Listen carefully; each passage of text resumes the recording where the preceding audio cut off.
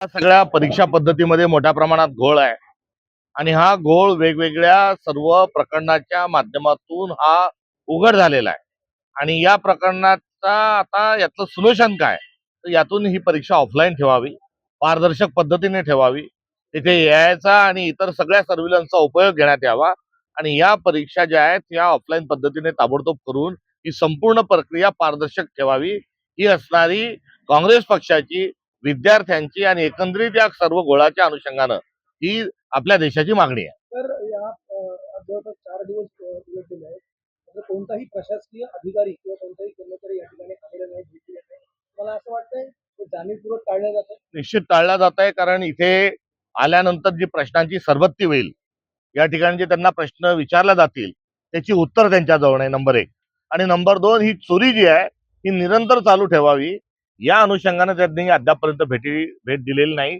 आंदोलन चिरडून टाकणे, सत्य लपवून ठेवणे, ही मोठं सापळेंडी भारतीय जनता पक्षाची गेल्या अनेक दिवसांपासून आपण बघत आहोत. त्याचाच किस्सा या ठिकाणी या निमित्ताने गिरवला जात आहे. ऑफलाईन परीक्षेमध्ये काय विद्यार्थ्यांचं हित आहे असं तुम्हाला वाटतं? हा डिबेटचा विषय नाही.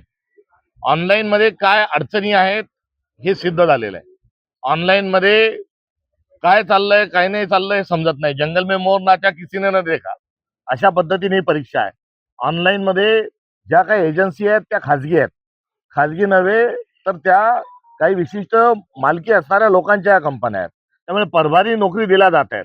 जे 25-25, 50-50 लाख घेऊन परभारे ऑर्डर दिल्या जात असल्याची देखील फार मोठ्या प्रमाणावर तक्रारी आहे. त्यामुळे या कंपनी ज्या आहेत या खाजगी आहेत, याच्यावर कोणताही लक्ष नाही. यांच्यावर सरकारचा कोणताही संबंध नाही. यामध्ये माहितीच्या अधिकाराच्या अनुषंगानं काही यात समजत नाही. पारदर्शकता यामध्ये नाही. टेक्निकल एरर फार मोठ्या प्रमाणावर या ठिकाणी आहे आणि यामध्ये भ्रष्टाचाराचं एक नवीन रॅकेट हे कार्यरत आहेत आणि अनेक लोकांना या कंपनीशी संधान बांधून नोकरी मिळाल्याची उदाहरणं पुढे आहेत. त्यामुळे ज्यामध्ये पाणी मूर्त आहे, ज्यामध्ये भ्रष्टाचार होतोय आणि ज्याची विश्वासार्हता आता संपूर्ण उडालेली आहे, अशा एका प्रक्रियेचा सरकार का आग्रह करतंय, यामध्ये सर्व काही दडलंय. या सगळ्या प्रकरणामध्ये आता सरकारमध्ये काही अलबेल नसल्याचं चित्र समोर येते. सत्ताधारी भारतीय जनता पार्टीमध्ये मुख्यमंत्री बदलाचे वारे आता आहेत. ज्या पद्धतीने आपण बघत असाल, नाही, मुख्यमंत्री बदला नका बदलू, एकनाथ शिंदेना करा, बावनकुळेंना करा, का अजून काही गुजरात मधून एखादा माणूस आणून करा, का उत्तर प्रदेश मधून आणून करा, का अजून कुठे काय मोदी साहेब इकडे तिकडे विदेशात फिरतात तिकडून आणून कोणाला करायचं असेल ते करा, तो त्यांचा अंतर्गत प्रश्न आहे. मोठं मॅन्डेट त्यांना मिळालंय. मात्र ही परीक्षा पद्धत बदला, हीच या निमित्तानं आमची त्यांच्याकडून अपेक्षा आहे. सिद्धिविनायक मंदिरामध्ये घोटाळ्याची चौकशी होईल म्हणून नुसते बघून घेणंच म्हणत नाही आहेत, तर बघून घेण्याची त्यांची जी भाषा आहे ती त्या ज्या पक्षाच्या पद्धतीतून तयार झाले तिथली भाषा आहे. त्यांच्या पक्षातून या बघून घेऊच्या भाषानं काही लोकांचं, त्यांच्या नेत्यांचं निधन झालंय. ज्यामध्ये श्यामाचरण मुखर्जी जे आहेत यांचा एक मृत्यू झालाय, त्यानंतर दीनदयाल उपाध्याय यांचा पण एक मृत्यू झालाय, हरेन पांड्या यांचाही मृत्यू झालाय. त्यामुळे बघूनगींच्या संदर्भामध्ये या तिघांपासून जे शिकले आहेत तीच भाषा आता ही विरोधकांवर ते वापरत आहेत आणि ही भाषा वापरत असताना एकीकडे संपवण्याची, जीवे मारण्याची कदाचित ते धमकी देत असताना दुसऱ्या बाजूला ते शब्द कोणते वापरतात आहे, तो मोहाडीत मारील, थोबाड, थोबाड, कुत्रा, भाडेगे टट्टू, अशा रूपात मुख्यमंत्री वापरतात. नळाचं पान नाही आहे, पान टकरीवर खर्रा घोट, एखादा टपोरी माणूस बोलत नाही ते अशा पद्धतीची भाषा जर मुख्यमंत्री बोलत असेल तर उभ्या महाराष्ट्राचं दुर्दैव आहे. नागपूरमध्ये उद्धव ठाकरे मिसिंग लिंकच्या संदर्भामध्ये निसर्गाने देवेंद्र फडणवीसांचे वाभाडे आणि सत्य पुढे आणलेलं आहे. मुळात मिसिंग लिंकच्या निमित्तानं यामध्ये खूप मोठा भ्रष्टाचार झालाय. जेव्हा या प्रकारचं फाईल हे पृथ्वीराज चव्हाण साहेबांकडे आलं होतं तेव्हा त्यांनी त्यावर काही तांत्रिक स्वरूपाचा खुलासा करण्याच्या अनुषंगानं त्याच्यावर टिप्पणी लिहिली होती, नंबर एक. आणि नंबर दोन, जी रक्कम आहे त्या रकमेला अधिक कमी करा आणि जी रक्कम त्यामध्ये दर्शनात आली होती त्यापेक्षा 40% 50% ह्या पूल कमी रकमेत होऊ शकतो, अशा प्रकारचा चेहरा हा पृथ्वीराज चव्हाण साहेबांनी मारला होता. मात्र देवेंद्र फडणवीसांनी जी मूळ नसती होती त्यात कमी तर केलेच नाही, तांत्रिक बाबीचं समाधानही झालं नाही, उलट त्या प्रस्तावाला दुपटीनं त्याची रक्कम वाढवली. याचाच अर्थ काय की कुठेतरी 150% जी होत असणारी जी तफावत आहे ही तफावत या संपूर्ण प्रोजेक्टमध्ये झालेली आहे. खूप मोठा भ्रष्टाचार या मिसिंग लिंकच्या अनुषंगाने झालाय. त्याची श्वेतपत्रिका काढावी अशी मागणी होत असताना देवेंद्र फडणवीस तो मी नव्हेच म्हणून जो लोकोबा लोखंडेचा खेळ खेळताय, हा खेळ महाराष्ट्र आता समजून गेलाय. टीकाकारांना उलट हरकत नाही, ती चौकशी झालीच पाहिजे आणि तिथले सीसीटीव्ही, तिथलं सगळं एकंदरीत कारभार हा कुठे जर त्यामध्ये पाणी मुरलं असेल, जिरलं असेल तर तशा पद्धतीने चौकशी व्हायला काही हरकत नाही. मात्र मूळ मुद्दा जो आहे तो मूळ मुद्दा रामाच्या मंदिरामध्ये अयोध्येला झालेली चोरी आणि त्या निमित्तानं भारतीय जनता पक्षाने साधलेली चुप्पी. चंपकराय नावाचा एक जो आका आहे तो भाजपचाही आका होऊन बसलाय, RSSचाही आका होऊन बसलाय आणि तो काही कोणाला बधत नाही. त्यामुळे तिथल्या सिंधी समाजाच्या ज्या 200 किलोच्या चोरी गेलेल्या विटा असतील किंवा राम आंदोलनाच्या निमित्तानं 1400 कोटी रुपयाची जी वर्गणी असेल, ज्या देणग्या असतील त्या असतील, कुठे सोन्या चांदीचे दागिने आहेत, कुठे हिरेजडित मुकुट आहेत, एवढंच नाही तर रामचरित मानस जे आहेत ते देखील चोरी गेल्याच्या ज्या घटना आहेत, या सर्व प्रकरणाच्या संदर्भात अद्याप काही होत नाही. हा मूळ मुद्दा आहे.